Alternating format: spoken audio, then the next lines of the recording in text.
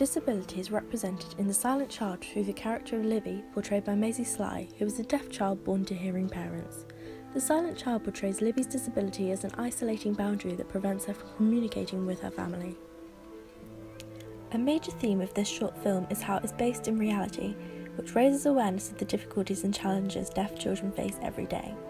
A key way in which this is shown is through the contrast of sound and Libby's world of silence.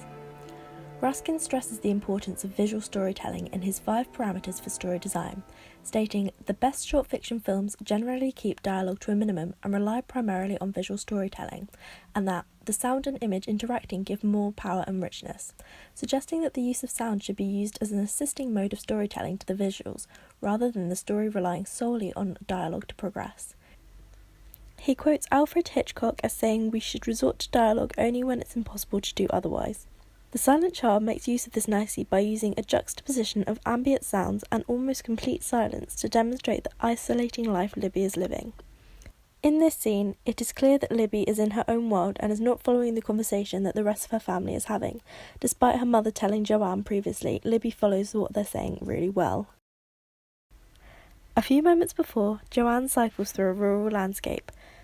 The sounds are picked out in hyper-real details: birdsong, the rattle of her wheels, and water running through a stream.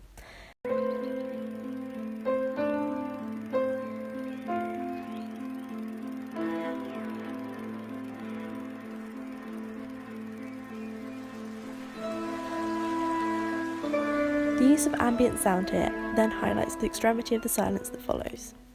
Director Chris Overton stated that the auditory design here was actually based on the research they did about Maisie Sly and her mum Elizabeth Sly's hearing, stating, "They have hardly any hearing whatsoever, but they described it as feeling vibrations.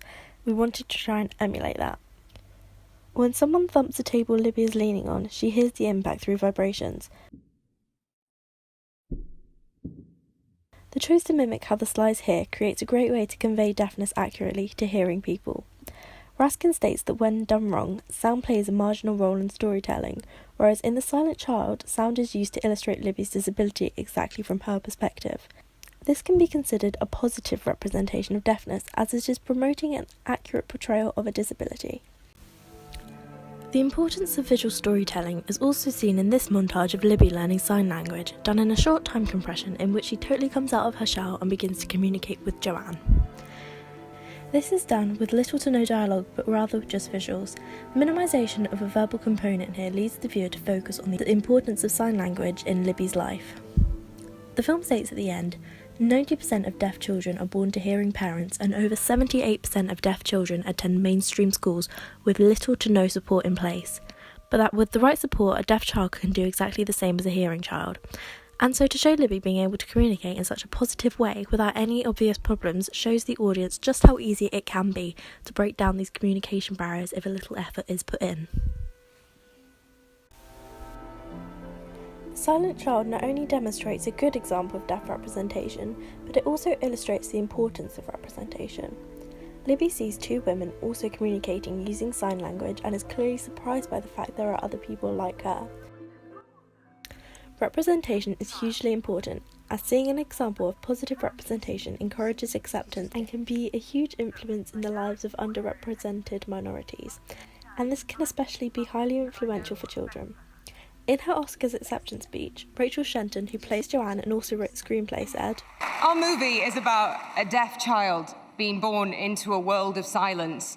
It's not exaggerated or sensationalized for the movie. This is happening. Millions of children all over the world live in silence and face communication barriers, and particularly access to education."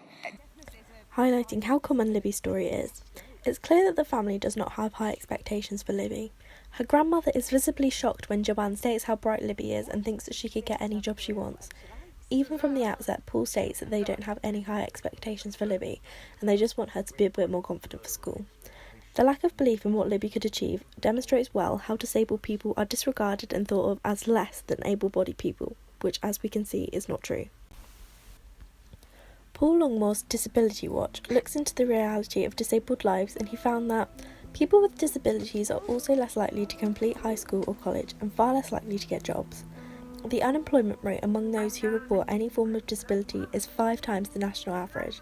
If they do obtain jobs, it's more likely to be part-time, and on average they will be paid 20% less than non-disabled workers. It is revealed that Libby's paternal grandfather was also deaf and worked as a cleaner, a low-paying job. The silent child represents Libby's disability in a very realistic way. The sad truth is the isolating communication boundaries Libby faces are the everyday realities for so many.